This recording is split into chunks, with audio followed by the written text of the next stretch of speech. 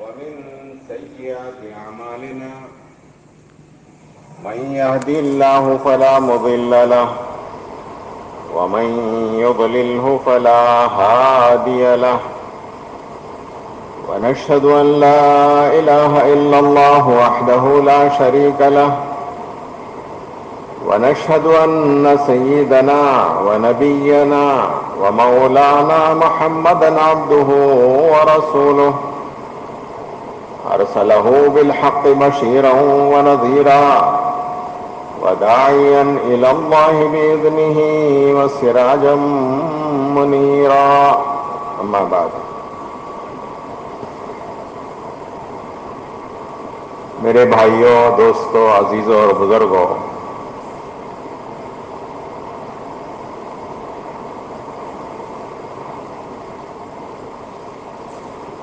اللہ رب العزت نے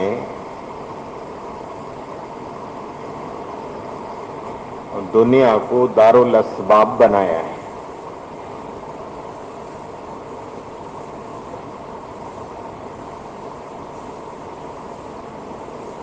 سبب کے ساتھ اللہ پاک نے دنیا چلائی ہے۔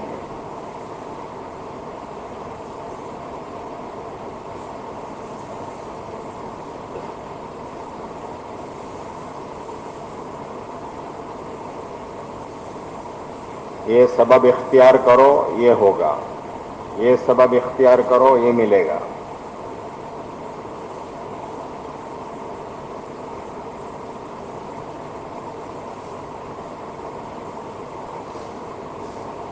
کوئی چیز بغیر سبب کے حاصل نہیں ہوتی۔ دنیا میں آدمی سبب اختیار کرتا ہے تو پھر اللہ پاک اس سبب کے نتیجے پر اس کو وہ چیز عطا کرتے ہیں۔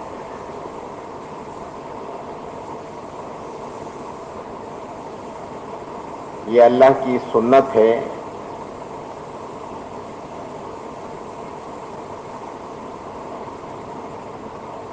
جیسے آدمی کو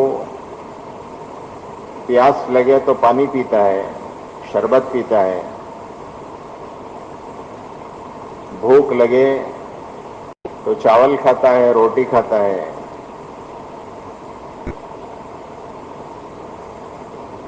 اناج غلہ چاہیے تو زمین پہ محنت کرتا ہے، پھل چاہیے تو باغ پہ محنت کرتا ہے،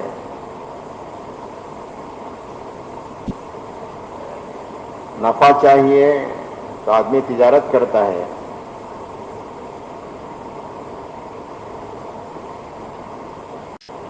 ملازمت کرتا ہے۔ اسی طرح اولاد چاہیے تو آدمی نکاح کرتا ہے۔ یہ سب اسباب ہیں۔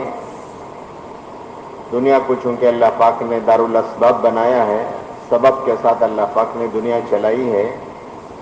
یہ سبب اختیار کرو تو یہ ملے گا، یہ سبب اختیار کرو تو یہ ہوگا۔ اسی طرح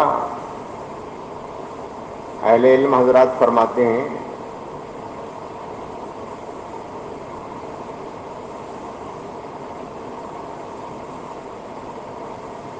ہدایت کے بھی اسباب ہیں۔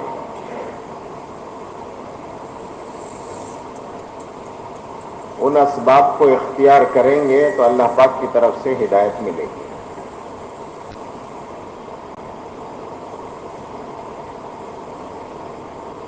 یہ سب انسان کی ضرورتیں ہیں۔ کھانا، کپڑا، مکان، سواری، شادی میں نکاح، ان کو اللہ پاک نے ضرورتوں کے ساتھ، اسباب کے ساتھ جوڑا ہے۔ ان ضرورتوں کو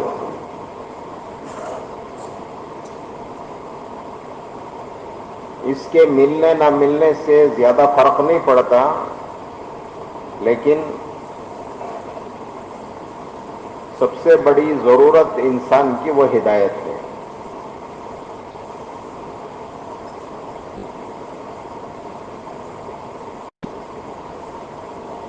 یہ تو جسمانی ضروریات ہیں جو اللہ پاک نے انسان کو دی ہیں۔ کھانا، کپڑا، مکان، سواری، بیوی،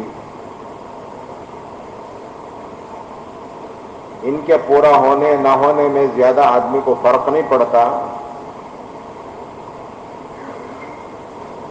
لیکن سب سے بڑی جو ضرورت ہے وہ ہدایت ہے۔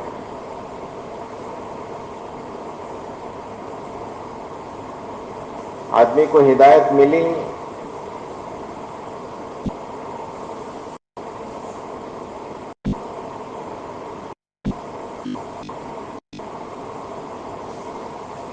تو اس کی روحانی ضرورت پوری ہوئی۔ اس روحانی ضرورت کے پورا کرنے کے لیے اللہ پاک نے جو اسباب دیے ہیں ان اسباب کو آدمی اختیار کرے۔ یہ سب جسمانی ضروریات ہیں جس کو پورا کرنے کے لیے اللہ پاک نے اسباب دیے ہیں، وہ سبب اختیار کرو تو پھر اللہ کی طرف سے وہ ضرورتیں پوری ہوتی ہیں۔ ہدایت کی جو ضرورت ہے وہ سب سے بڑی ضرورت ہے۔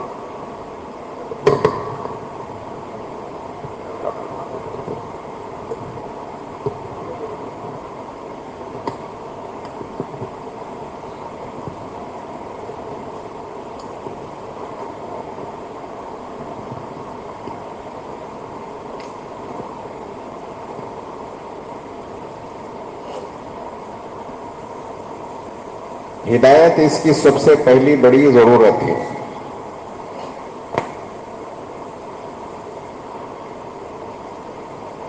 اس کے بغیر اس کی زندگی سدھر نہیں سکتی، اس کی زندگی بن نہیں سکتی، اس کی زندگی راہ راست پر آ نہیں سکتی، اس کی زندگی صراط مستقیم پر آ نہیں سکتی۔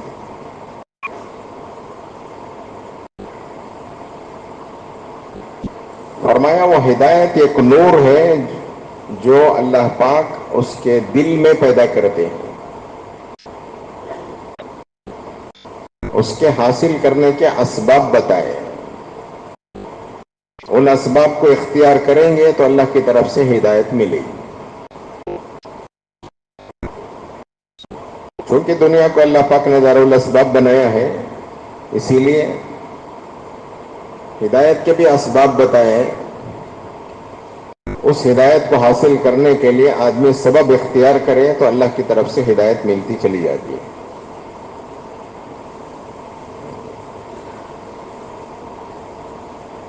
مولانا محمد عمر صاحب پالنپوری رحمۃ اللہ علیہ فرمایا کرتے تھے،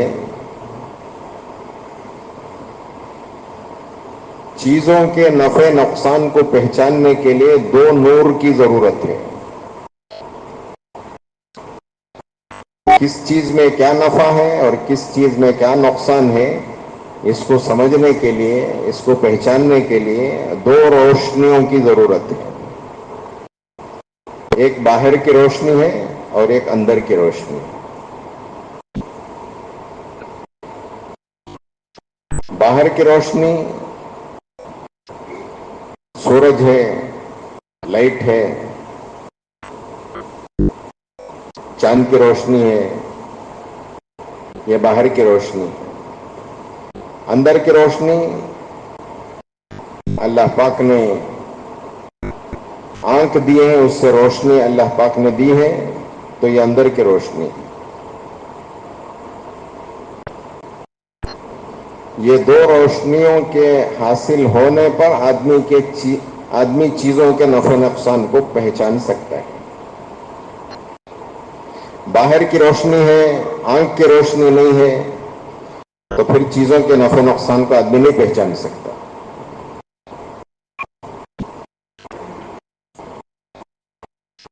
سانپ کو رسی سمجھ کے پکڑ لے گا،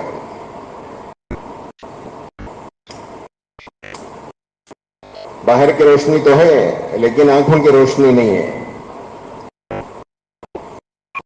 تو کس چیز میں کیا نفع ہے، کس چیز میں کیا نقصان ہے، آدمی نہیں پہچان سکے گا۔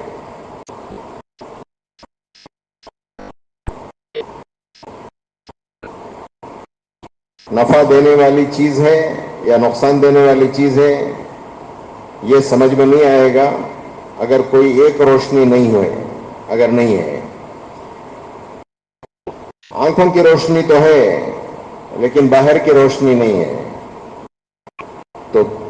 تو بھی آدمی نفع نقصان کو نہیں پہچان سکتا۔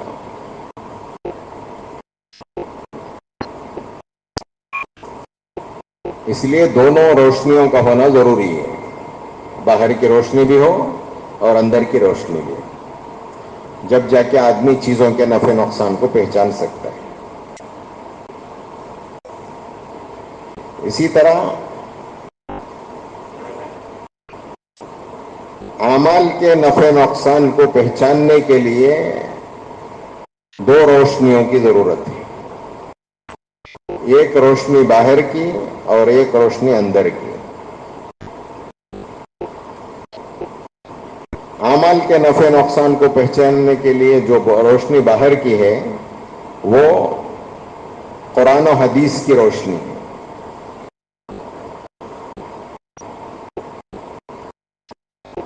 اعمال کے نفع نقصان کو پہچاننے کے لیے جو اندر کی روشنی ہے وہ ہدایت اور ایمان کی روشنی ہے۔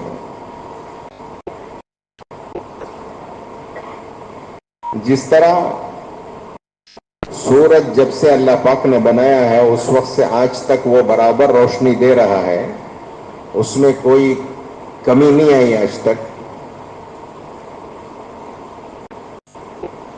اسی طرح جب سے اللہ پاک نے قرآن اتارا ہے اور حضور اکرم صلی اللہ علیہ وسلم کی طرف سے جو حدیثیں ملی ہیں اس سے جو روشنی ہے وہ روشنی متعین ہے،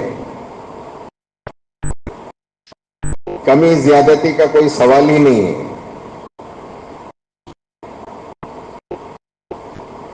قرآن کا نور اور حدیث کا نور یہ تو متعین ہے اللہ کی طرف سے، صاف صاف ہے۔ کس عمل پر اللہ کیا دیں گے، کس عمل کے چھوڑنے پر اللہ کی طرف سے کیا پکڑ ہوگی، کس عمل کا اللہ کی طرف سے کیا وعدہ ہے اور کس عمل کے چھوڑنے پر اللہ کی طرف سے کیا وعید ہے، اور حضور اکرم صلی اللہ علیہ وسلم نے جو بشارتیں سنائی ہیں کس عمل پر کیا ملے گا اور کس عمل کے چھوڑنے پر کیا ہوگا، یہ تو متعین ہے، اس میں کمی زیادتی کا کوئی سوال ہی پیدا نہیں ہو سکتا۔ جس طرح سورج کی روشنی متعین ہے اسی طرح قرآن و حدیث کی روشنی بھی متعین ہے۔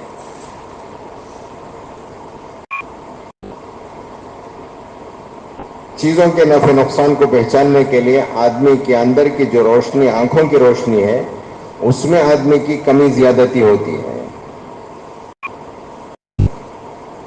اگر کمی ہو تو اس کا علاج کرتا ہے، آنکھوں کی روشنی میں کمی آ جائے، ریٹینا کیا کہتے ہیں وہ پردہ آ جائے تو اس کا علاج کرتا ہے، صاف صاف دکھنے لگتا ہے۔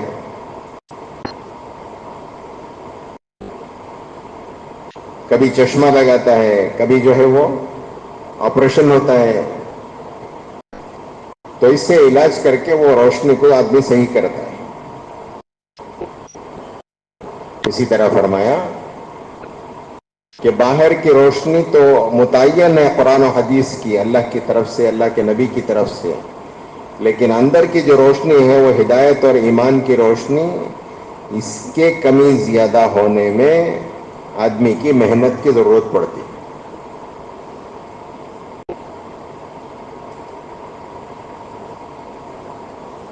محنت کرتا ہے تو اس کی زندگی میں وہ ہدایت کا نور آتا ہے، محنت چھوڑ دیتا ہے تو اس کے نور میں کمی آتی ہے، اس کا ایمان کمزور ہو جاتا ہے، وہ ہدایت کا نور کمزور ہو جاتا ہے۔ کس عمل پر اللہ کی طرف سے کیا مل رہا ہے اس کا دھندلا پن اس کے دل پر چھا جاتا ہے، نظر کم آنے لگتا ہے۔ کیا ہوا؟ محنت چھوٹی، جو اسباب تھے ان اسباب کو اختیار نہیں کیا، جس کی وجہ سے اس کی زندگی کے اندر ہدایت کا نور کم ہو گیا، وہ ایمان کا نور کم ہو گیا۔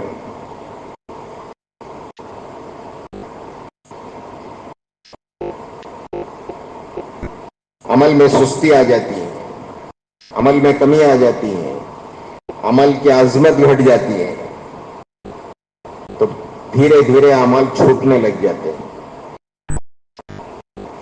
اس کے لیے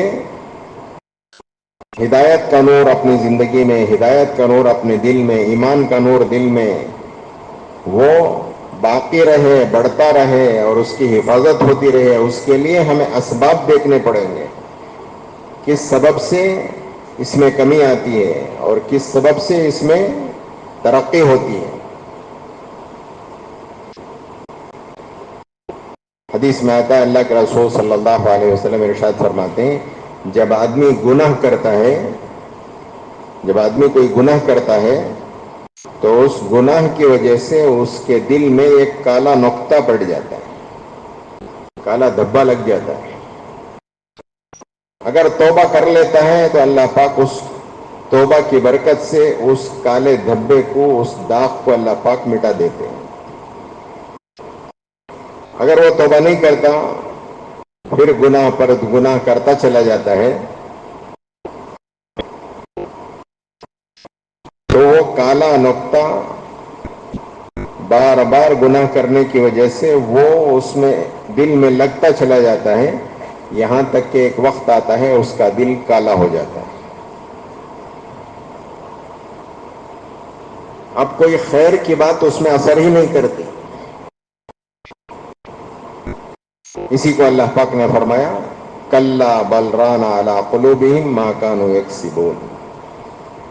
اب اللہ پاک مہر لگا دیتے ہیں تو اب کوئی شکل ہی نہیں ہوتی، کوئی راستہ ہی نہیں ہوتا خیر کی بات کو ماننے کا اور خیر کی بات کو اپنی زندگی میں لینے کا۔ یہ آدمی گمراہ ہوتا چلا جاتا ہے۔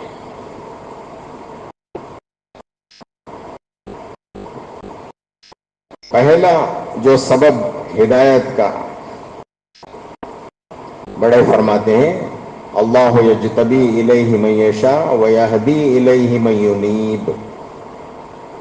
ہدایت کا جو پہلا سبب ہے وہ انابت ہے۔ انابت کے کیا معنی؟ اللہ کی طرف رجوع کرنا،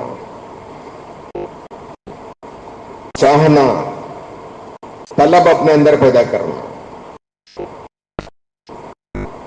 میں ہدایت کا محتاج ہوں، میں ایمان کا محتاج ہوں۔ جب آدمی اپنے کو محتاج سمجھے تو پھر اللہ کی طرف سے ہدایت ملتی ہے۔ اس کو انابت کہتے ہیں، اس کو طلب کہتے ہیں۔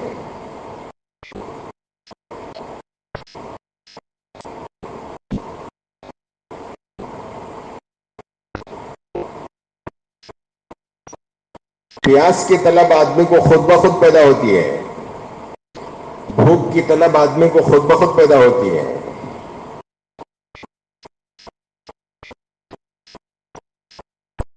گرمی ہو جائے تو پیاس بڑھ جاتی ہے، کھانا نہ کھائے تو بھوک لگنا شروع ہو جاتی ہے۔ اس کی طلب تو آدمی کے اندر خود بخود پیدا ہوتی ہے۔ لیکن بھائی دوست بزرگوں، ہدایت کی طلب کے لیے آدمی اللہ سے مانگنا پڑتا ہے۔ ہدایت کی طلب کو اپنے اندر پیدا کرنے کی ضرورت پڑتی ہے۔ میں ہدایت کا محتاج ہوں، میں ایمان کا محتاج ہوں، میں ہدایت کے نور کا محتاج ہوں، میں ایمان کے نور کا میں محتاج ہوں۔ جتنی اپنے اندر طلب ہوگی اس کے بقدر اللہ کی طرف سے ہدایت ملتی چلی جائے گی۔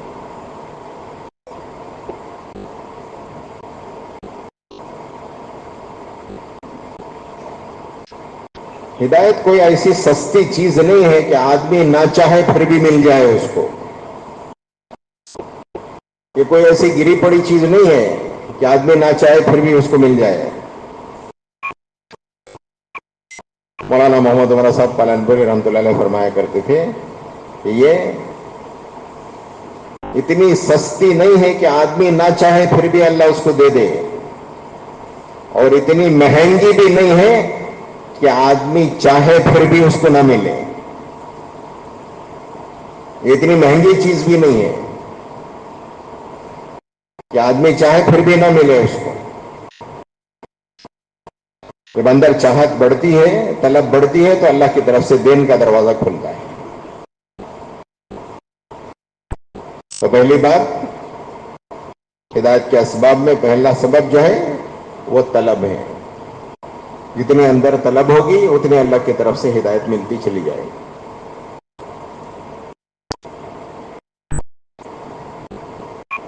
یہی طلب تھی کہ حضرت بلال کو حبشے سے اللہ پاک نے اٹھایا اور حضور کا ساتھی بنا دیا. حبشہ ہے افریقہ میں، ایتھوپیا. آج کے زمانے میں حبشہ کو ایتھوپیا کہتے ہیں. وہ ہے افریقہ میں. حضرت بلال رضی اللہ تعالیٰ عنہ وہاں کے رہنے والے تھے. ان کے اندر طلب پیدا ہوئی تو اللہ پاک نے ان کو وہاں سے اٹھایا اور مکہ پہنچا دیا، تو حضور کے ساتھی بن گئے. اللہ پاک نے ہدایت سے نواز دیا. حضرت صہیب رضی اللہ تعالیٰ عنہ روم کے رہنے والے تھے. روم ہے یورپ میں. وہاں سے اللہ پاک نے ان کو اٹھایا اور پہنچا دیا مکہ مکرمہ. حضور کے ساتھی بن گئے.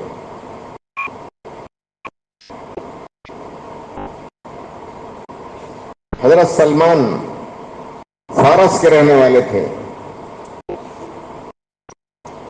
اللہ پاک نے ان کو وہاں سے اٹھایا اور مدینہ پہنچا دیا اور حضور کے ساتھی بن گئے.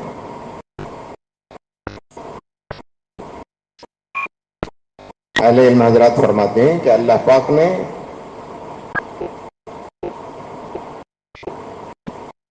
حضرت سلمان کو جو فارس سے نکالا، ان کی طلب کی بنیاد پر اللہ پاک نے ان کو وہاں سے نکالا.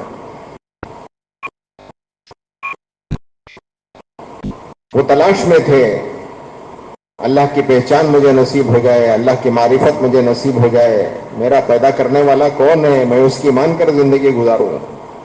یہ طلب اندر پیدا ہوئی تو اس طلب کی بنیاد پر اللہ پاک نے ان کو وہاں سے اٹھایا اور وہاں سے نکالا اور اللہ پاک نے پہنچایا، مدینہ طیبہ پہنچایا. لکھا ہے کتابوں میں، حضرت سلمان وہ غلام کی حیثیت سے بیچے گئے. جس طرح حضرت بلال غلام کی حیثیت سے بیچے گئے، حضرت ابوبکر رضی اللہ تعالیٰ عنہ نے ان کو غلامی سے نکالا. اسی طرح حضرت سلمان بھی غلام کی حیثیت سے بیچے گئے. کتابوں میں آتا ہے کہ 7 آقاؤں کے ہاتھ بکے. ایک نے دوسرے کو بیچا، دوسرے نے تیسرے کو بیچا، تیسرے نے چوتھے کو بیچا. اس طرح 7 آقاؤں کے ہاتھ بکے، اور آخری جو آقا تھا وہ مدینے کا ایک یہودی تھا جو حضرت سلمان کو خریدا تھا، اپنے باغ میں کام کے لیے ان کو لگا دیا تھا. بہرحال لمبا قصہ ہے، مجھے اس میں جانے کی ضرورت نہیں ہے. اتنا سمجھنا ہے کہ طلب کی بنیاد پر اللہ پاک نے ان کو کہاں سے کہاں پہنچایا ہے. لکھا ہے حضرت سلمان وہ آتش پرست کے بیٹے تھے، آگ کی پوجا کرنے والوں کے خاندان کے تھے. ان کے ماں باپ آتش پرست تھے، آگ کی پوجا کرنے والے تھے، آگ کی پوجا کرتے تھے، ان کے خاندان کے تھے. تو اللہ پاک نے اٹھایا اور پہنچایا مدینہ پاک. آخری نبی کی علامتیں پہلے سے سن رکھی تھیں کہ حضور کی خدمت میں جاتے تو حضور علیہ الصلوۃ والسلام سے جو علامتیں سن رکھی تھیں وہ علامتیں پائیں تو حضور کے ہاتھوں ایمان لائے. اور جب ایمان لائے تو نئے نئے ایمان والوں میں سے تھے.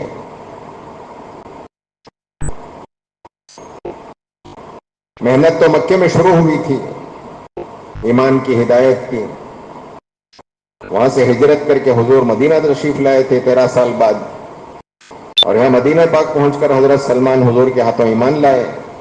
تو ایک بڑا مجمع پہلے ایمان لا چکا تھا، یہ نئے نئے ایمان لانے والوں میں سے تھے.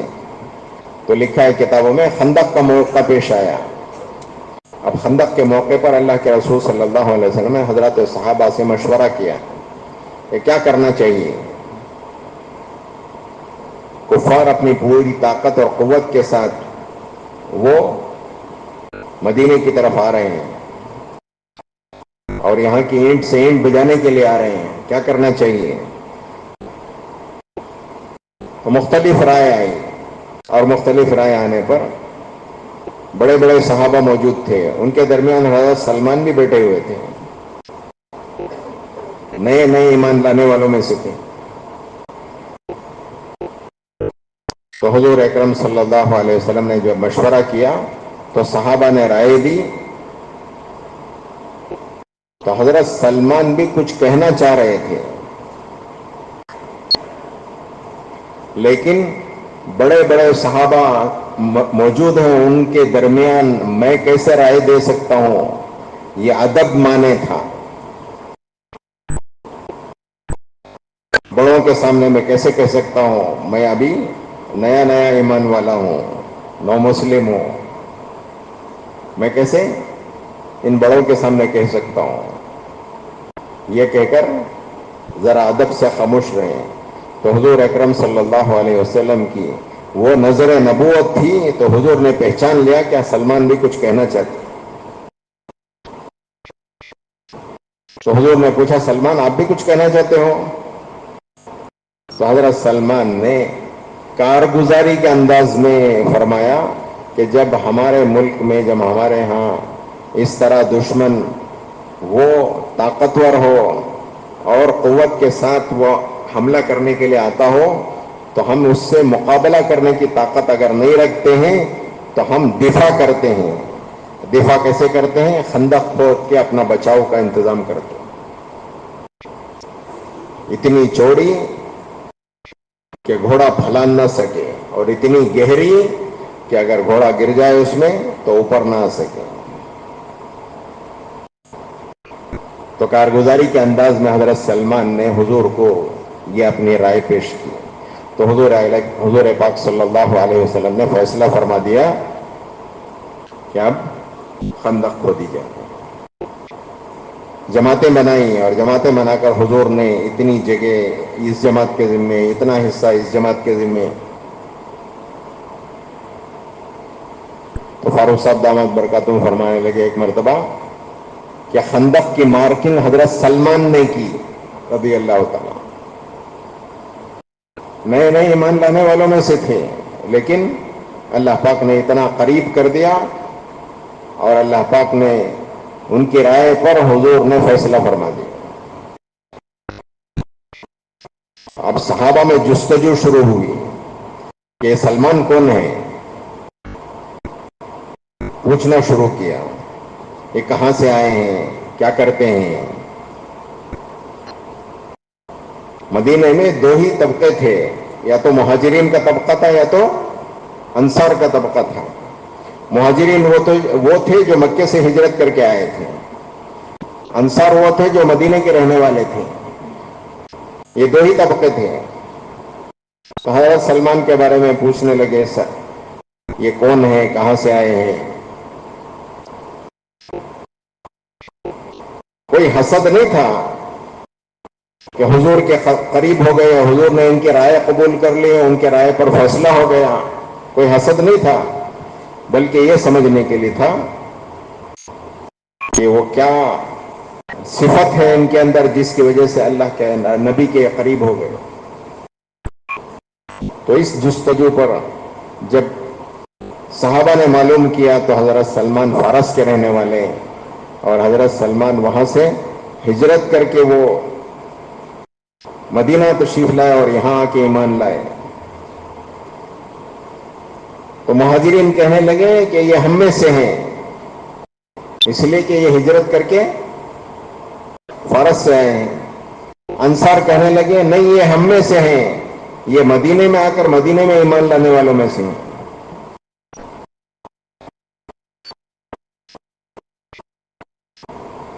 مہاجرین کا طبقہ وہ اپنانے کے لیے تیار اور انصار کا طبقہ وہ اپنانے کے لیے تیار. یہ ہم میں سے ہیں، یہ ہم میں سے ہیں، دونوں کے اندر یہ بات پیدا ہوئی تو یہ قضیہ حضور کے پاس گیا.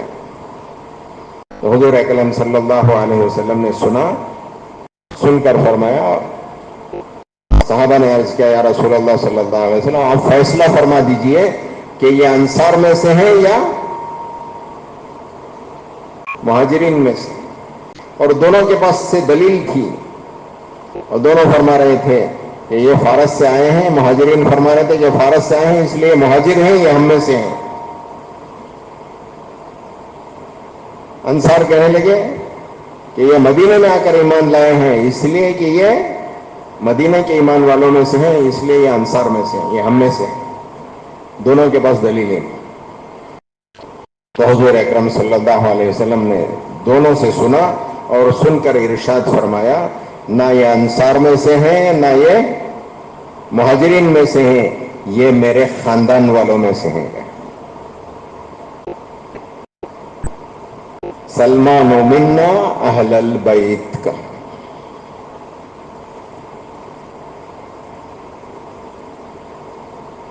ایک صحابی ایسے ہیں جو حضور کے خاندان کے نہیں ہیں لیکن حضور فرما رہے ہیں کہ یہ میرے خاندان والوں میں سے. علماء نے لکھا ہے یہ طلب کی بنیاد تھی جس کی وجہ سے اللہ پاک نے حضرت سلمان کو آتش پرست کے خاندان سے نکال کر حضور کا خاندان والا بنا دیا. آگ کی پوجا کرنے والوں کے خاندان سے تھے لیکن طلب کی بنیاد پر اللہ پاک نے کہاں پہنچا دیا؟ حضور کے خاندان والا بنا دیا. تھے نہیں حضور کے خاندان کے لیکن اللہ کے نبی نے فرمایا سلمان منا اہل البیت.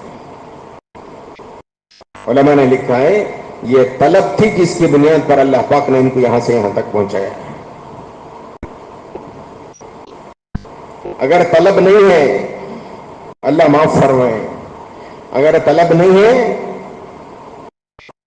مکے میں پیدا کر کے حضور کے خاندان والا بنا کر حضور کے رشتہ دار بنا کر حضور کے خیر خواہ اور ہمدرد بنا کر ان کے گھر پرورش حضور نے پائی.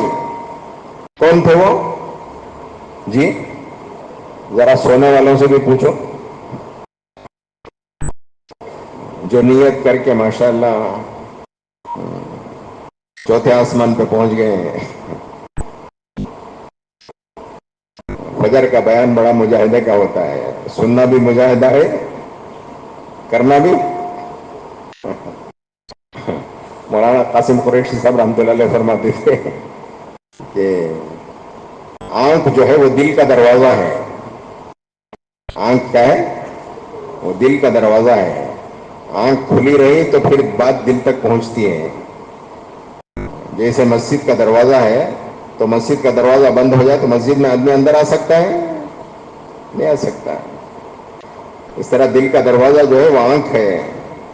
اور بھی دروازے ہیں، کان بھی ہے، زبان بھی ہے، دماغ بھی ہے، سب دل کے دروازے ہیں لیکن سب سے بڑا صدر دروازہ جو ہے وہ کیا ہے؟ وہ آنکھ ہے. آنکھ بند ہوتی ہے، آنکھ بند ہوتی ہے سب کچھ بند ہو جاتا ہے. دل کا دروازہ بند ہو جاتا ہے. اسی لیے مولانا قاسم قریشی صاحب رحمۃ اللہ علیہ فرمایا کرتے تھے کہ جب بیان سنو تو بیان کرنے والوں کو ایسا گھور کے دیکھو کہ گویا کچا چبا دیتے ہیں اس کو. آنکھیں کھلی رہیں گی تو پھر دل کا دروازہ کھلا رہے گا. آنکھیں بند ہو جائیں گی تو دل تک بات اترنا مشکل ہو جائے گی. تو میں عرض کر رہا تھا مکے میں پیدا کیا اللہ پاک نے، حضور کا رشتہ دار بنایا. مکہ ہدایت کا مرکز ہے، وہاں پیدا کیا ہے اور حضور کے رشتہ دار ہیں اور حضور کے ہمدرد اور خیر خواہ ہیں. بلکہ حضور نے اپنے بچپنے میں اور اپنے لڑکپن کا زمانہ جو ہے وہ حضرت اپنے چچا کے گھر پرورش پائی ہے. وہ کون تھے؟ چچا کون تھے؟ جی کون تھے؟ ابو طالب تھے. طالب کسے کہتے ہیں؟ طالب کسے کہتے ہیں؟ طلب کرنے والے کو کہتے ہیں. ابو طالب کسے کہتے ہیں؟ طلب کرنے والے کے باپ کو کہتے ہیں. تو مولانا عمر صاحب پالنپوری رحمۃ اللہ علیہ فرماتے تھے، فرمایا کرتے تھے، نام تو رکھا ابو طالب، دل میں طلب نہیں تھی. مکے میں پیدا کر کے حضور کے رشتہ دار بنا کر حضور کے خیر خواہ اور ہمدرد اور پرورش ان کے ہاں پائی. سب کچھ دے کر اللہ پاک نے محروم کر کے بتایا. ہدایت کے بغیر چلے گئے. اللہ کے رسول صلی اللہ علیہ وسلم نے اپنی پوری کوشش کر دی. اے چچا، کان میں ایک مرتبہ پڑھ دو، قبول کر لو، تو کل قیامت کے میدان میں انہیں سفارشی بنوں گا.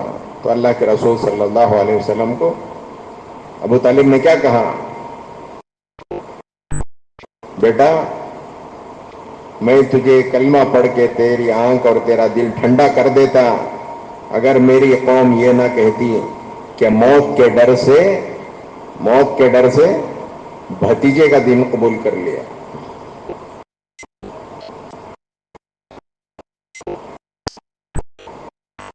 یہ آنا ہے نا، ناک اونچی رکھنا، یہ آدمی کو یہاں تک پہنچا دیتی.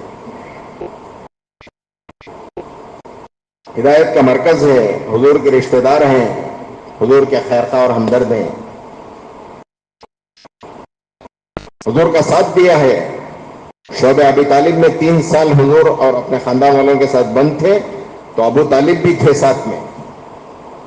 اتنا سب ساتھ دیا ہے. دنیا سے پردہ فرما گئے ہیں ابو طالب، تو اسی سال حضرت خدیجہ بھی دنیا سے پردہ فرما گئی ہیں. تو اس سال کو حضور صلی اللہ علیہ وسلم فرماتے ہیں یہ عام الحزن ہے، یہ میرے لیے غم کا سال ہے. اتنا ساتھ دیا ہے.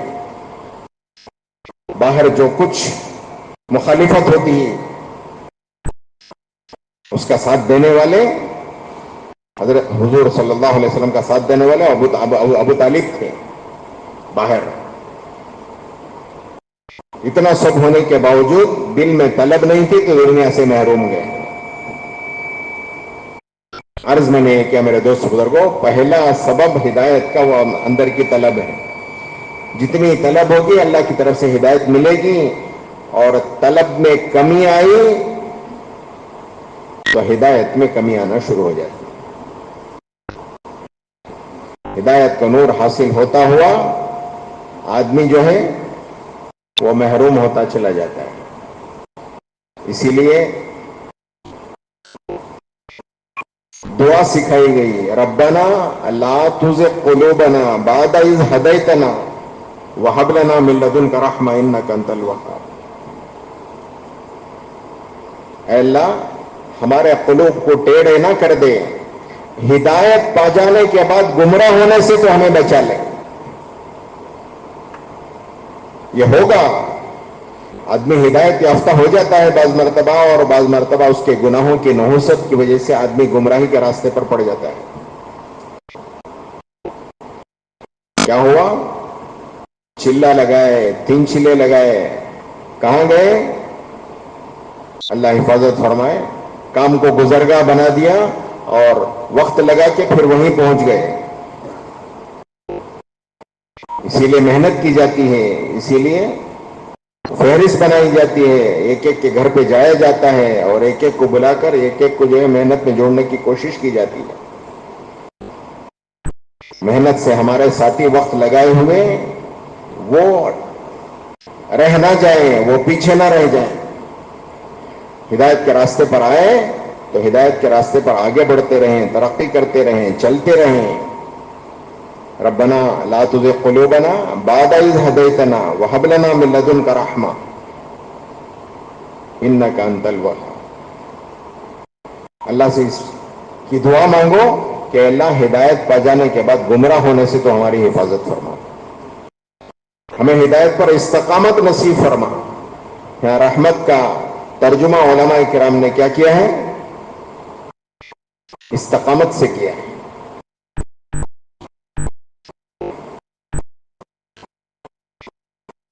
یہ پہلا سبب ہے. آدمی اختیار کرتا ہے تو اللہ کی طرف سے ہدایت کا دروازہ کھلتا چلا جاتا ہے. دوسرا سبب اطاعت ہے. وَإِن تُطِيعُوهُ تَهْتَدُوا، اللہ کی طرف سے اعلان ہے کہ جتنی اطاعت ہوگی اتنی اللہ کی طرف سے ہدایت ملے گی. تمام نبیوں کا دنیا میں آنا وہ اطاعت کی وجہ سے ہے.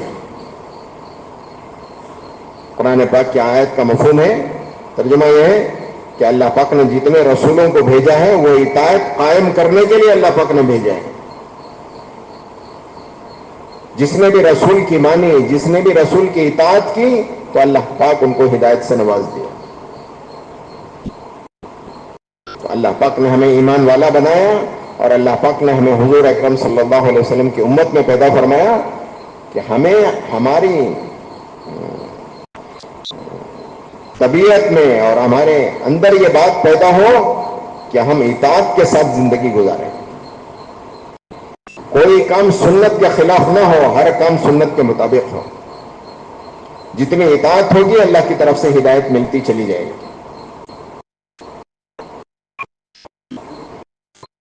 کھانے میں، پینے میں، سونے میں، جاگنے میں، پہننے میں، اوڑھنے میں، شادی بیاہ میں، کمانے میں، خرچ کرنے میں، ہر چیز میں ہمیں اطاعت ہو. کس کی اطاعت ہو؟ اللہ کے رسول صلی اللہ علیہ وسلم کی اطاعت ہو. بندے ہونے کے ناطے عبادت کے ذریعے سے اللہ کو راضی کرنا ہے، امتی ہونے کے ناطے اطاعت کے ذریعے سے اللہ کے رسول کی اطاعت کرنا ہے.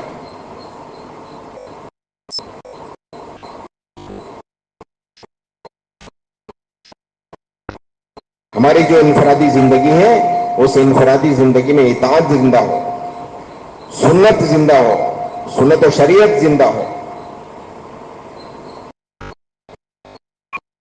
اللہ کے رسول صلی اللہ علیہ وسلم نے زندگی کا کوئی شعبہ ایسا نہیں چھوڑا جس میں حضور نے رہبری نہ کی ہو. ایمان والا ہے اور حضور کا امتی ہے.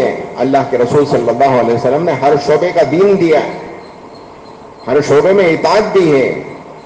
کھانا کھاؤ تو کیسے کھاؤ، پانی پیو تو کیسے پیو، کپڑے پہنو تو کیسے پہنو، مسجد میں آؤ تو کیسے آؤ، مسجد سے باہر جاؤ تو کیسے جاؤ، سفر میں جا رہے ہو تو سواری میں کیسے سوار ہو. 24 گھنٹے کی زندگی میں اللہ کے رسول صلی اللہ علیہ وسلم نے کوئی ایک موقع ایسا نہیں چھوڑا جس میں اللہ کی یاد کے ساتھ زندگی میں گزاری.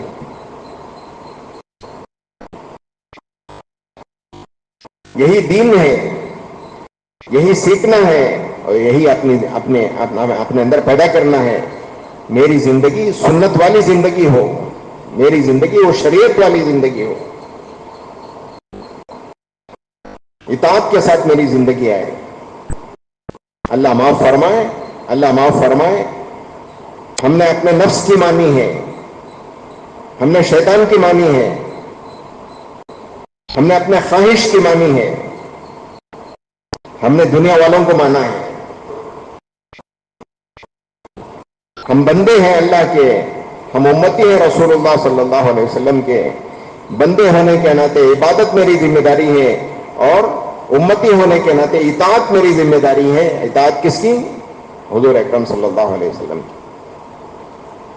سنت میری زندگی میں زندہ. جتنی اطاعت ہوگی اتنی اللہ کی طرف سے ہدایت ملتی چلی جائے گی. اطاعت سے آدمی اپنے آپ کو کاٹے گا، اطاعت سے اپنے آپ کو آدمی انحراف کرے گا اور اپنے آپ کو بچائے گا. اللہ حفاظت فرمائے کہاں پہنچے گا کچھ پتہ نہیں. بہترین نمونے اللہ پاک نے ہمیں دیے. ہمارے لیے رہبر تو حضور اکرم صلی اللہ علیہ وسلم ہے اور حضور صلی اللہ علیہ وسلم کے بعد اللہ پاک نے حضرات صحابہ کو ہمارے لیے نمونہ بنایا ہے. زندگی گزارو تو کیسے گزارو؟ حضور والی زندگی گزارو اور صحابہ والی زندگی گزارو. سب کے لیے نمونے دیے. تاجروں کے لیے نمونہ دیا، کاشتکاروں کے لیے نمونہ دیا، زمینداروں کے لیے نمونہ دیا، مزدور کے لیے نمونہ دیا، آقا کے لیے نمونہ دیا، عالم کے لیے نمونہ دیا اور ان پڑھ گوار کے لیے بھی نمونہ دیا. حضرات صحابہ میں ہر طبقے کے لوگ تھے، تاجر بھی تھے، کاشتکار بھی تھے، زمیندار بھی تھے، مزدور بھی تھے، آقا بھی تھے، عالم بھی تھے، ان پڑھ گنوار بھی تھے، جوان بھی تھے، بوڑھے بھی تھے، عورتیں بھی تھی، بچے بھی تھے۔ ہمارے لیے نمونہ دیا اللہ کے رسول صلی اللہ علیہ وسلم اور حضرات صحابہ۔ تاجر صحابہ جو تجارت کرنے والے تھے ان کو اپنا نمونہ بنائے، مزدور صحابہ میں جو مزدوری کرنے والے تھے ان کو اپنا نمونہ بنائے، عورتیں صحابیات کو اپنا نمونہ بنائے، امہات المومنین کو اپنا نمونہ بنائے، جوان حضرت علی، حضرت مصعب بن عمیر، ان کو نمونہ بنائے۔ انہوں نے کیسی زندگی گزاری، کیسے حضور کی اطاعت کی، ہر ایک کے لیے اللہ پاک نے نمونے دیے ہمیں۔ اللہ معاف فرمائے، اللہ معاف فرمائے، ہم نے کس کو نمونہ بنایا ہے؟ ناچنے گانے والوں کو نمونہ بنایا ہے، کھلاڑیوں کو نمونہ بنایا ہے، بال ان کے جیسے، چہرہ ان کا جیسا، لباس ان کا جیسا۔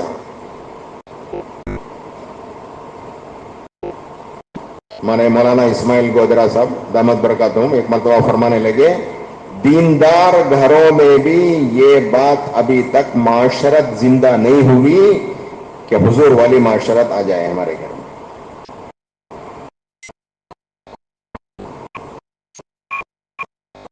غیروں کی معاشرت خود تو نہیں اپناتا، لیکن اپنے بچوں کو وہ معاشرت میں لانے کے لیے دیکھتا ہے۔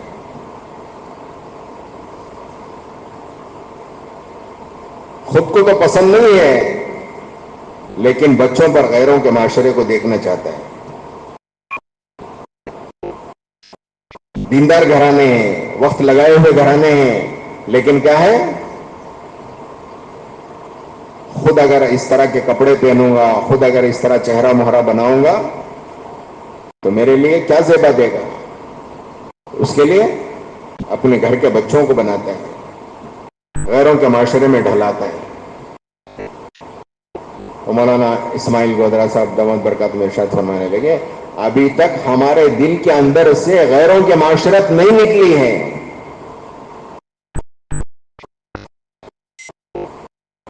غیروں کے معاشرت کی محبت دل کے اندر ہے، جس کی وجہ سے اپنے بچوں پر وہ معاشرت ہم دیکھنا چاہتے ہیں۔ پوری طرح سے آنا ہے اطاعت میں، پوری طرح سے اترنا ہے، سر سے پیر تک کوئی کام سنت کے خلاف نہ ہو۔ میرا کھانا، میرا پینا، میرا سونا، میرا جاگنا، میرا اٹھنا بیٹھنا، میرے دوست احباب، میرا کمانا، میرا خرچ کرنا، کوئی کام و سنت کے خلاف نہ ہو۔ ہر کام میں حضور والی زندگی ہو، ہر کام میں صحابہ کو مقتدا بنا کر کے ہم زندگی گزار رہے ہیں۔ تو میں نے اس کے میرے دوست بزرگوں، تو اللہ پاک نے ہدایت کا جو دوسرا سبب دیا وہ اطاعت ہے۔ جتنی اطاعت ہوگی اللہ کی طرف سے ہدایت ملتی چلی جائے۔ اور تیسرا جو سبب ہے فرمایا کہ وہ مجاہدہ ہے، والذین جاہدوا فینا لنہدینہم سبلنا۔ ہمارے راستے میں جتنی جد و جہد کریں گے اور جتنی کوشش کریں گے اور جتنی محنت کریں گے اور جتنی سعی کریں گے، اللہ کی طرف سے ہدایت ملتی چلی جائے گی۔ خود اپنے کو مجاہدے میں ڈالنا نہیں ہے، اگر مجاہدہ آ جائے تو اس کو خوشی سے برداشت کرتے ہوئے یہ سمجھنا ہے کہ اس مجاہدے میں اللہ پاک نے میری ہدایت چھپا رکھی ہے۔ کبھی ناگوار حالات آتے ہیں، کبھی ناموافق حالات آتے ہیں زندگی میں، کبھی پریشانیاں آتی ہیں، کبھی مصیبتیں آتی ہیں، کبھی بیماریاں آتی ہیں، تو آدمی کو ہدایت دینے کے لیے، اس کی ترقی کے لیے اللہ پاک حالات لاتے ہیں۔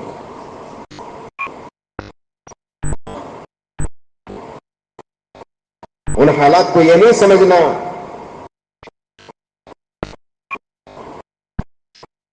کہ یہ جو مصیبت آئی ہے، یہ جو تکلیف آئی ہے، یہ جو مشقت آئی ہے، یہ میری ہدایت کے لیے آئی ہے۔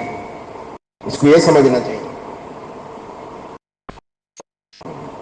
ایمان والے کی جو بیماری ہے، مولانا ابراہیم صاحب دامت برکاتہ ارشاد فرماتے ہیں، بیماری رحمت ہے. ایمان والے کے لیے بیماری کیا ہے؟ وہ رحمت ہے. اور آگے اس کے لیے مغفرت ہے، گناہوں کا کفارہ ہے. پریشانی آئی تو اس کے گناہ دھل گئے. اس پریشانی میں اللہ کا کیا حکم ہے یہ دیکھے، نبی کا کیا طریقہ ہے وہ دیکھے. اس پر جمنے کی برکت سے اللہ پاک اس کو ہدایت دے دیں گے. مانگنا تو نہیں ہے، لیکن آ جائے تو اس کو برداشت کر لینا. ہم کتنے ضعیف ہیں، ہم کتنے کمزور ہیں، اللہ بہتر جانتے ہیں. دشوار گزار گھاٹیوں سے نبیوں کو اللہ پاک نے گزارا اور صحابہ کو اللہ پاک نے گزارا. ہم کو اس طرح نہیں گزاریں گے اللہ.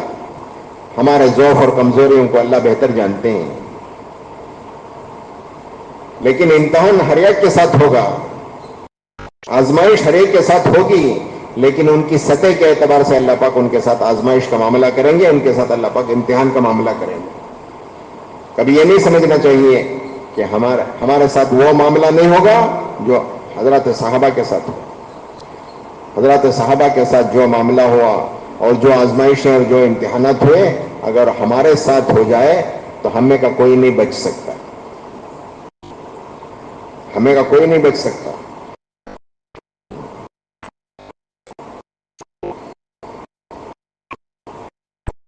حضرات صحابہ کے ایمان کی سطح بہت اونچی تھی، ہدایت کا معیار بہت اونچا تھا. اس کے مطابق اللہ پاک نے ان کے ساتھ آزمائش کا معاملہ کیا ہے. اس کے ساتھ اللہ پاک نے ان کے ساتھ ابتلا کا، اللہ پاک نے ان کے ساتھ امتحان کا معاملہ کیا ہے. نرسری کے بچے کو کالج کا کوشچن پیپر دے ڈالے تو ڈگری کا جی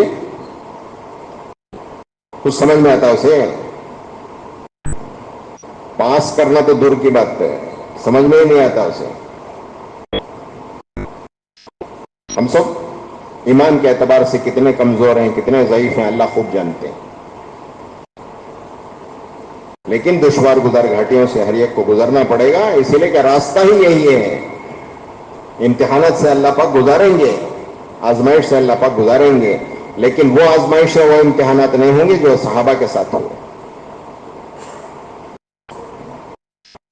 ہمارے ایک بزرگ مثال دے کر ارشاد فرماتے ہیں کہ آدمی مٹی کے برتن خریدنے کے لیے جاتا ہے کمار کے پاس. جب مٹی کے برتن خریدنے کے لیے جاتا ہے تو اسے ٹھونک بجا کے دیکھتا ہے،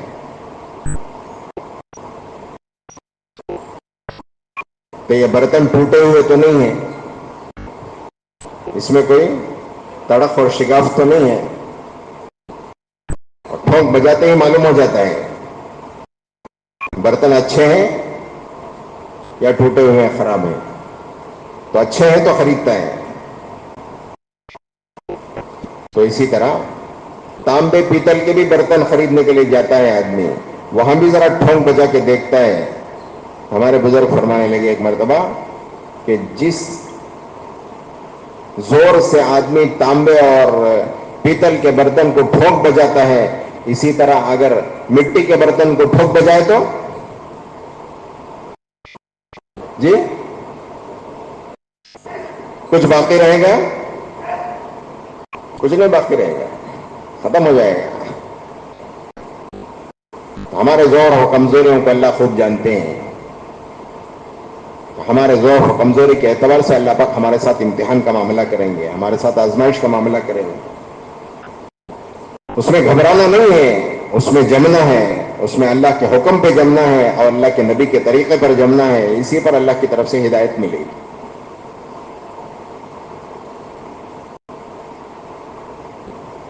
اور چوتھی چیز میرے دوست بزرگوں، اللہ پاک نے جو ہدایت کے اسباب میں سے ایک سبب وہ یہ دیا ہے، دعوت میں اپنے آپ کو لگاؤ. تمام نبیوں کے دنیا میں آنے کا مقصد دعوت ہے. نبی آئے دعوت زندہ ہوئی، دعوت زندہ ہوئی تو امت میں ہدایت زندہ ہوئی. نبی چلے گئے تو دعوت چلی گئی. جیسے دعوت چلی گئی امت کے اندر سے ہدایت بھی چلی گئی.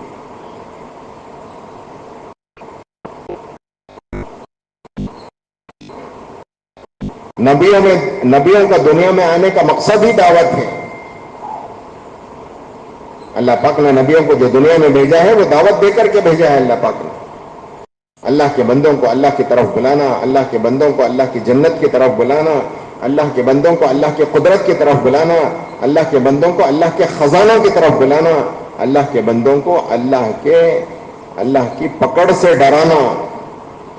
نبیوں کو اللہ پاک نے بشیر اور نذیر بنا کر کے بھیجا. یہ بشارتیں سنانے والے بھی ہیں، یہ ڈرانے والے بھی ہیں. یہ جنت کی بشارتیں سناتے ہیں اور جہنم سے ڈراتے ہیں، اللہ کے عذاب سے ڈراتے ہیں. یہ بشیر بھی ہیں، یہ نذیر بھی ہیں. یہ دعوت دے کر کے نبیوں کو اللہ پاک نے بھیجا. دعوت کا کام وہ نبیوں کی ذمہ داری تھی. حضور اکرم صلی اللہ علیہ وسلم کو اللہ پاک نے آخری نبی بنا کر کے بھیجا. اب قیامت تک کوئی نبی نہیں آئیں گے. یہ نبیوں والا کام، یہ دعوت والا کام اللہ پاک نے امت کے ذمے کیا. ہر امتی داعی ہے. ہر امتی کے اندر اللہ پاک نے دعوت کی استعداد دی ہے. دعوت کی صلاحیت ہر امتی کے اندر اللہ پاک نے دی ہے.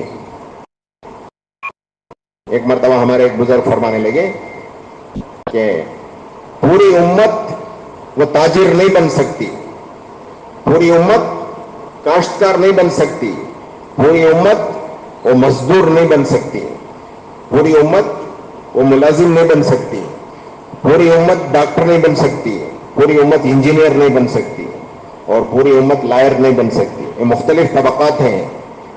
کچھ ڈاکٹر ہیں، کچھ انجینئر ہیں، کچھ لائر ہیں، کچھ جو ہے کاشتکار ہیں، کچھ تاجر ہیں، کچھ ملازم ہیں. مختلف طبقات میں اللہ پاک نے پیدا کیا ہے. جس لائن سے آدمی محنت کرتا ہے اس لائن سے اس کی سمجھ اللہ پاک اس کو دے دیتے ہیں. تاجر اپنی تجارت کی محنت میں لگتا ہے تو تجارت کی لائن کی سمجھ اللہ پاک اس کو دیتے ہیں. کاشتکار اپنی کاشتکاری کی محنت میں لگتا ہے تو اس لائن کی سمجھ اللہ پاک اس کو دیتے ہیں. مختلف طبقات میں اللہ پاک نے امت کو پیدا کیا ہے. پوری امت ایک طبقہ نہیں ہو سکتی، لیکن ایک استعداد اللہ پاک نے ہر امتی کے اندر رکھی ہے. وہ استعداد داعی بننے کی استعداد اللہ پاک نے ہر امتی کے اندر رکھی. جو استعداد اللہ پاک نے ہر امتی کے اندر پیدا کی ہے اور رکھی ہے، اس سے فائدہ نہیں اٹھا رہی ہے امت.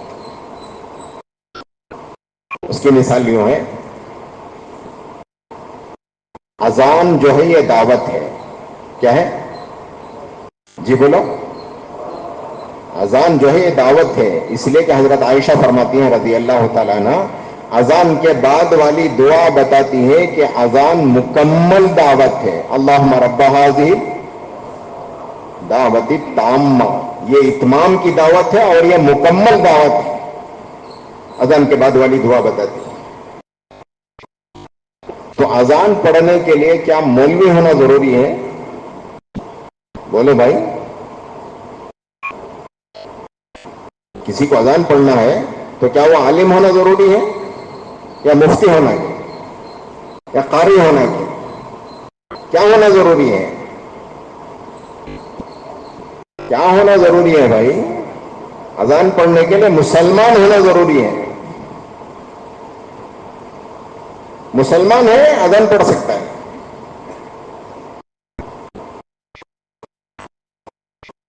تو جو دعوت مکمل دعوت ہے اس کے لیے شرط مسلمان ہونا ہے. تو جو دعوت نبیوں والی ہے تو وہ کرنے کے لیے کیا شرط ہے؟ ڈاکٹر ہونا، عالم ہونا، لائر ہونا، انجینئر ہونا؟ کچھ نہیں، مسلمان ہونا شرط ہے. مسلمان ہے آدمی دعوت دے سکتا ہے.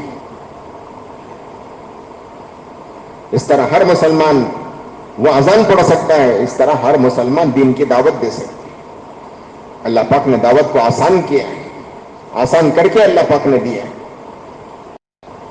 تو ہر ایمان والا دعوت کے کام میں چل سکتا ہے، ہر ایمان والا وہ داعی بن سکتا ہے. دعوت کی استعداد اللہ پاک نے ہر امتی کے اندر رکھی ہے. اسی لیے ہمارے ایک بڑے فرما رہے تھے کہ اگر دعوت کی استعداد نہ ہوتی، داعی بننے کی استعداد نہ ہوتی، تو اللہ پاک اس امت میں پیدا ہی نہیں کرتے. اس امت میں اللہ پاک نے پیدا کیا ہے تو اس کی استعداد ہے، اس کی صلاحیت ہے، اسی لیے اللہ پاک نے اس امت میں پیدا کیا ہے. بیان کرنے والا، مجھے بیان نہیں آتا اس لیے میں داعی نہیں بن سکتا، ایسا نہیں ہے. کسی کسی کو اللہ پاک نے وہ توفیق دی ہے، وہ بات کو سمجھا لیتے ہیں. لیکن ہر آدمی داعی ہے، ہر ایمان والا داعی ہے. اس لیے کہ اللہ کے رسول صلی اللہ علیہ وسلم کو اللہ پاک نے حکم دیا، اے نبی جی آپ کہہ دیجئے کہ یہ میرا راستہ ہے. کیا راستہ ہے؟ قل ھذہ سبیلی، اے میرے نبی جی آپ کہہ دیجئے امت کو یہ میرا راستہ ہے. کیا راستہ ہے؟ ادعو الی اللہ علی بصیرۃ، میں اللہ کے بندوں کو اللہ کی طرف پوری بصیرت کے ساتھ بلاتا ہوں. مولانا سید خان صاحب رحمۃ اللہ علیہ فرمایا کرتے تھے، یہاں بصیرت کے معنی علم کے نہیں ہیں، یہاں بصیرت کے معنی یقین کے ہیں. میں اللہ کے بندوں کو اللہ کی طرف پورے یقین کے ساتھ بلاتا ہوں. جنت حق ہے، جہنم حق ہے، پل صراط حق ہے، قیامت حق ہے. جتنی غیب کی چیزیں ہیں اس پر پورے یقین کے ساتھ میں اللہ کے بندوں کو اللہ کی طرف بلاتا ہوں. اتنے پر اللہ پاک نے اکتفا نہیں کیا، بس نہیں کیا. آگے اللہ پاک نے اس آیت میں اللہ پاک نے یہ پیغام دیا امت کو اپنے نبی کے ذریعے سے، آنا ومن اتبعنی.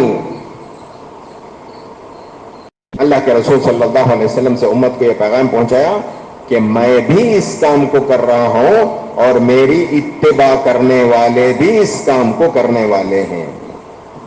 اتباع کرنے والے کون؟ پوری امت اتباع کرنے والی ہے. جو کلمہ پڑھ لیا وہ حضور کا متبع ہو گیا. تو ہر مسلمان کی ذمہ داری ہے کہ اللہ کے بندوں کو اللہ کی طرف بلانا. یہ دعوت اللہ پاک نے ہر امتی کو دی ہے، ہر طبقے میں دی ہے. ہر مسلمان کو اللہ پاک نے اس امت کا ذمہ دار بنایا ہے، دعوت کا کام کا اللہ پاک نے ذمہ دار بنایا ہے.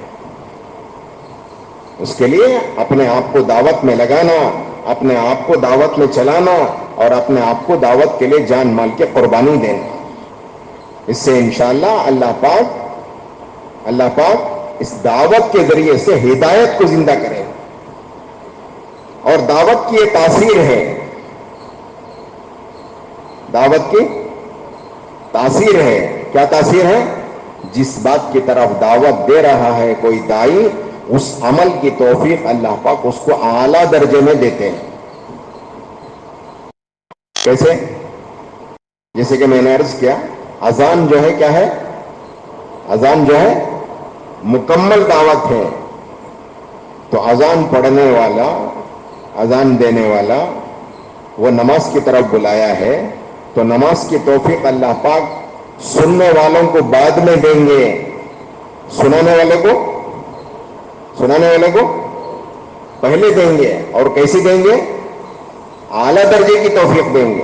اعلیٰ درجے کی توفیق کا کیا معنی؟ نماز تکبیر اولیٰ کے ساتھ پہلی صف میں کس کو نصیب ہوتی ہے؟ جی بولو، کس کو نصیب ہوتی ہے؟ جو اذان پڑھا ہے اس کو نصیب ہوتی ہے. جو اذان پڑھا ہے اس کا حق ہے وہ اقامت پڑھے. اقامت کون پڑھتے ہیں؟ جس نے اذان پڑھی ہے. اقامت کہاں پڑھتے ہیں؟ امام کے پیچھے پہلی صف میں تکبیر اولیٰ کے ساتھ. جس بات کی دعوت دی ہے، دعوت کی تاثیر یہ ہوگی کہ جس کی دعوت دی ہے اس عمل کی توفیق اللہ پاک اعلیٰ درجے کی اللہ پاک اس کو دیں. اسی لیے بھائی دوست بزرگوں، اللہ پاک نے جو دعوت کا کام ہمیں دیا ہے پورے دین کی دعوت ہے. پورے دین کی دعوت لے کر کے ہم چلیں گے تو پورا دین دوسروں میں زندہ باد میں ہوگا. اور سب سے پہلے محنت کرنے والے کو اللہ پاک دین دیں گے. سب سے پہلے محنت کرنے والے کو اللہ پاک ہدایت سے نوازیں گے. محنت کرنے والا کبھی اس کی محنت ضائع نہیں ہوگی. جس طرح اذان پڑھنے والا کوئی آئے نہ آئے تو سب سے پہلے وہ آ کر کے نماز پڑھتا ہے، تو اسی طرح دعوت دینے والا جس کو دعوت دی ہے وہ آئے یا نہ آئے اس کی کوئی ضرورت نہیں ہے، بلکہ محنت کرنے والے کو اللہ پاک پہلے اس کی توفیق دیں گے جس کی اس نے دعوت دی. تو پورے دین کی دعوت لے کر کے ہم چلیں گے. پورا دن سب سے پہلے اللہ پاک محنت کرنے والے کو دیں گے، اور پورا دن زندہ کرنے کی توفیق محنت کرنے والے کو اللہ پاک دیں گے. مطلب یہ کہ دعوت سے ہدایت زندہ ہوگی، ہدایت کے ذریعے سے آدمی دین پر چلے گا.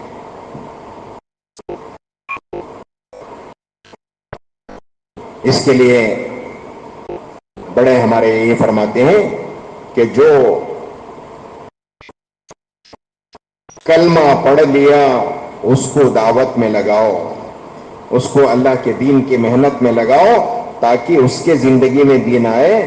ہر مسلمان وہ دین کا داعی بنے گا تو پھر انشاءاللہ اللہ پاک اس کے زندگی میں دین زندہ کرنے کا اللہ پاک اس کو ذریعہ بنا دے.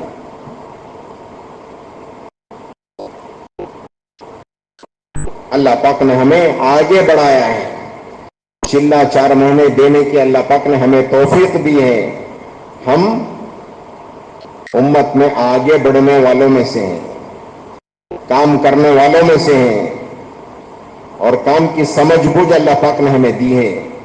ہم اس پر اللہ کا شکر ادا کریں، ہم اس پر اللہ کا اپنے اوپر احسان مانیں کہ اللہ پاک نے دعوت کے کام کے لیے ہمیں قبول کیا، نبیوں والی محنت کے لیے ہمیں قبول کیا، نبی والے فکر کے لیے اللہ پاک نے ہمیں قبول کیا. چلہ 4 مہینے لگانے کی اللہ پاک نے ہمیں توفیق دی. اللہ کا شکر مانیں، اللہ کا احسان مانیں. جب اللہ پاک نے ہمیں اس دعوت کے کام میں لگایا ہے تو اللہ سے یہ دعا مانگے کہ اللہ ہمیں ذریعہ بنائے، امت کو لگانے کی ہمیں توفیق دے. جو چلتا ہے، جو آگے بڑھتا ہے، اللہ پاک اس کو ذریعہ بنا کر دوسروں کو اللہ پاک لگا دیتے ہیں. اسی لیے اس امت کے بارے میں اللہ کے رسول صلی اللہ علیہ وسلم نے بشارتیں سنائی. میری امت سب سے آخر میں دنیا میں آئی ہے، لیکن کل قیامت کے میدان میں سب سے پہلے بولو بھائی، ذرا سونے والے بھی بولا جنت میں جانا ہے. پچھلی امتوں کے مقابلے میں اللہ پاک نے اس امت کو عمریں بھی تھوڑی دی، زمانہ بھی تھوڑا دیا، عبادتیں بھی تھوڑی دی، لیکن جنت میں جانے کے اعتبار سے اللہ کے رسول صلی اللہ علیہ وسلم نے خوشخبری یہ سنائی، تمام امتوں سے پہلے میری امت جنت میں جائے گی.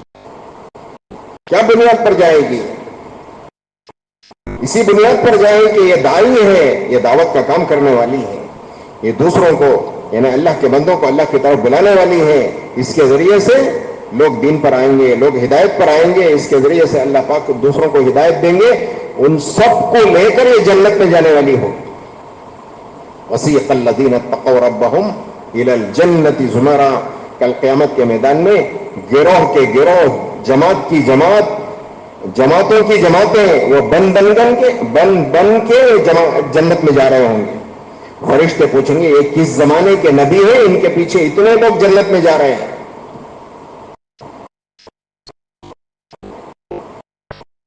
تو کہا جائے گا یہ کسی زمانے کے نبی نہیں ہے، یہ حضور صلی اللہ علیہ وسلم کی امت میں سے. انہوں نے جن پر محنت کی ان کے ذریعے سے جتنے لوگ ایمان لائے اور جتنے لوگ ہدایت پائے اور جتنے لوگ دین کی محنت کیے، ان سب کو لے کر یہ جنت میں جا رہے ہیں. اس سے بڑا اور اعزاز کیا ہوگا؟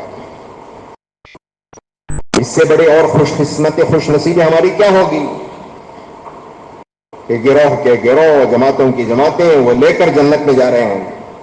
بعض نبی ایسے ہوں گے، حدیث میں آتا ہے، روایتوں میں یہ بات ملتی ہے کہ بعض نبی ایسے ہوں گے جن کے پیچھے ایک بھی امتی نہیں ہوگا، وہ اکیلے جنت میں جائیں. یہ بھی ملتا ہے روایتوں میں. ان کی بات ماننے والے کوئی بھی نہیں، وہ اکیلے جنت میں جا رہے ہوں گے. لیکن اس امت کو اللہ پاک نے وہ مقام دیا کہ کل قیامت کے میدان میں 120 صفیں پوری امتوں کی بنیں گی. آدم علیہ السلام سے لے کر حضور اکرم صلی اللہ علیہ وسلم تک جتنے نبی آئے سب امتیوں کی جنت میں جانے والوں کی صفیں کتنی بنیں گی؟ 120 صفیں بنیں گی. اللہ کے رسول صلی اللہ علیہ وسلم نے ارشاد فرمایا اس 120 جنتیوں کی صفوں میں میری امت کی صفیں 80 صفیں ہوں گی. 1.25 لاکھ نبی ہیں، ان کے پیچھے چلنے والے وہ صرف 40 ہوں گے، اور حضور اکرم صلی اللہ علیہ وسلم کے پیچھے چلنے والے 80 صفیں جنتیوں کے ہوں گے. میرے بھائیو، دوستو، عزیز و بزرگوں، اس سے بڑا شرف، اس سے بڑا مقام اور کیا ہو سکتا ہے؟ اللہ پاک نے اتنا بڑا مقام دیا ہے اور اتنی بڑی حیثیت اللہ پاک نے ہماری دی ہے کہ حضور اکرم صلی اللہ علیہ وسلم کی امت میں پیدا فرما کر اللہ پاک نے ہمیں ذریعہ بنایا ہے. امت پر محنت کر کے گروہ کے گروہ نے، جماعتوں کی جماعتیں لے کر جنت میں جانے والے بنے. جبکہ بعض نبی ایسے ہوں گے جن کے پیچھے ایک بھی نہیں ہوگا، وہ اکیلے جنت میں جا رہے ہوں. اس لیے نیت کرو کہ انشاءاللہ جب تک جئیں گے انشاءاللہ دین کی محنت کریں گے. یہ میں کریں گے انشاءاللہ. جو جس سطح کی قربانی پر ہے اس سطح سے آگے بڑھے تو یہ قربانی کی سیڑھی بنے گا، ورنہ قربانی کا چبوترا بن جائے گا. کیا بنے گا؟ مولانا عمر صاحب پالنپوری رحمۃ اللہ علیہ فرماتے تھے کہ قربانی کا چبوترا نہ بنو، قربانی کی کیا بنو؟ سیڑھی بنو. کہ ایک سیڑھی، ایک اسٹیپ کے بعد پھر دوسرے اسٹیپ پہ چلو، پھر دوسرے کے بعد تیسرے پہ چلو، پھر تیسرے کے بعد چوتھے پہ چلو. اس طرح سیڑھی چڑھتے رہیں گے تو بعد والوں کے لیے راستہ کھلے گا. چبوترا بن جائیں گے تو وہیں بیٹھ کے گپ شپ کرتے رہیں گے. کیا بننا ہے؟ قربانی کی سیڑھی بننا ہے. چلا لگا ہے تو 4 مہینے لگاؤ، 4 مہینے لگ گئے ہیں، ہر سال 4 مہینے لگاؤ. اللہ توفیق دے تو بیرون میں جاؤ، اللہ توفیق دے تو اپنے گھر والوں کو اللہ کے راستے میں لے جاؤ. اپنے گھر والوں کا چلا لگاؤ، اپنے گھر والوں کا چلا لگا کر پوری دنیا کے لیے راستہ کھولو. پورا عالم ہمارے لیے محنت کا میدان ہے. پچھلے نبیوں کی جو امتیں آئیں، پچھلے نبی جو آئے وہ کسی قبیلے کے لیے آئے، کسی قوم کے لیے آئے، کسی ملک کے لیے آئے. حضرت موسیٰ علیہ السلام آئے، وہ مصر کے لیے آئے. حضرت شعیب علیہ السلام آئے، وہ مدین کے لیے آئے. پچھلے نبیوں کو اللہ پاک نے محدود علاقہ دیا، کسی کو کوئی قوم دی، کسی کو کوئی وطن، کسی کو کوئی ملک دیا، کسی کو کوئی قبیلہ دیا. حضرت اسماعیل علیہ السلام کے بارے میں آتا ہے، حضرت اسماعیل علیہ السلام کو اللہ پاک نے خاندان کا نبی بنا کر کے بھیجا. خاندان کے علاوہ کسی کو دعوت نہیں دے سکتے. حضرت موسیٰ علیہ السلام مصر کے رہنے والے، مصر والوں کو وہ دعوت دے سکتے تھے. حضرت شعیب علیہ السلام ان کے سسر ہیں، وہ مدین کے رہنے والے، وہ مدین میں جا کر حضرت موسیٰ علیہ السلام دعوت نہیں دے سکتے تھے. سسر کے علاقے میں جا کر داماد دعوت نہیں دے سکتے، اور سسر داماد کے علاقے میں آ کر دعوت نہیں دے سکتے. محدود علاقہ اللہ پاک نے دیا تھا پچھلے نبیوں کو. اللہ پاک نے امت کے ہر فرد کو اللہ پاک نے پورا عالم دیا ہے. ہمارے ایک بزرگ فرمانے لگے پچھلے نبیوں کو وہ میدان نہیں ملا جو میدان اس امت کے ایک ایک فرد کو اللہ پاک نے دیا ہے. نبیوں سے نہیں بڑھ جائیں گے، لیکن محنت کا میدان اللہ پاک نے اتنا عالم دیا ہے جو پچھلے نبیوں تک کو نہیں ملا ہے. ہم خوش قسمت ہیں، ہم خوش نصیب ہیں. اس لیے ہم دھیرے دھیرے قدم بقدم آگے بڑھیں گے تو اللہ پاک آگے بڑھائیں گے اور اللہ پاک ترقی دیں گے. ہم اگر پیچھے رہ جائیں گے, اللہ معاف فرمائے, اللہ معاف فرمائے, اللہ معاف فرمائے, اللہ حفاظت فرمائے. آدمی پیچھے رہ گیا تو پیچھے ہی رہ جاتا ہے. اس کے لیے سب نیت کرو کہ انشاءاللہ جس سطح پر ہم ہیں اس سے ہم آگے بڑھیں گے. کیوں میں آگے بڑھیں گے انشاءاللہ؟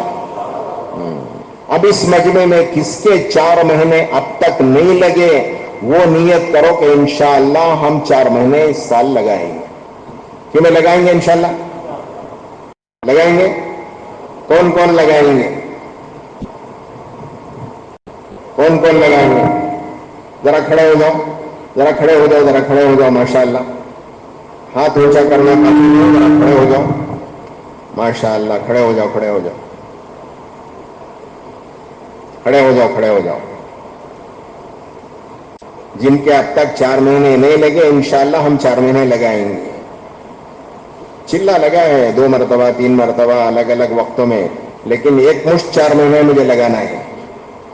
اور ذرا کھڑے ہو جاؤ, اور کھڑے ہو جاؤ, اور کھڑے ہو جاؤ. جو نیت کرتا ہے اللہ پاک اس کو قبول کر لیتے ہیں. جو ہمت کرتا ہے اللہ پاک اس کو آگے بڑھا دیتے ہیں. ہمت مردہ مدد خدا کا. ہم قربانی میں آگے بڑھیں گے, اللہ پاک آگے بڑھائیں گے. اور ہمت کرو, اور ہمت کرو, اور ہمت کرو. ماشاءاللہ ماشاءاللہ. اللہ قبول فرمائے, اللہ مدد فرمائے. اللہ پاک آپ کی جان, مال, عزت, آبرو, برکت سب میں ایمان میں برکت نصیب فرمائے. ارے آمین تو بولو. آمین لینا کہ دینا؟ جی آمین لینا کہ دینا؟ لینا ہے. دینے میں بخیلی تو لینے میں کیا بخیلی ہے؟ ڈر لگتا ہے کہیں میرے حق میں قبول نہ ہو جائے. ڈرنے کی بات نہیں ہے. جو ہمت کرے گا وہ اللہ اس کو آگے بڑھائیں گے. اور کون ہمت کرتے ہیں؟ اور کون ہمت کرتے ہیں؟ ماشاءاللہ ماشاءاللہ.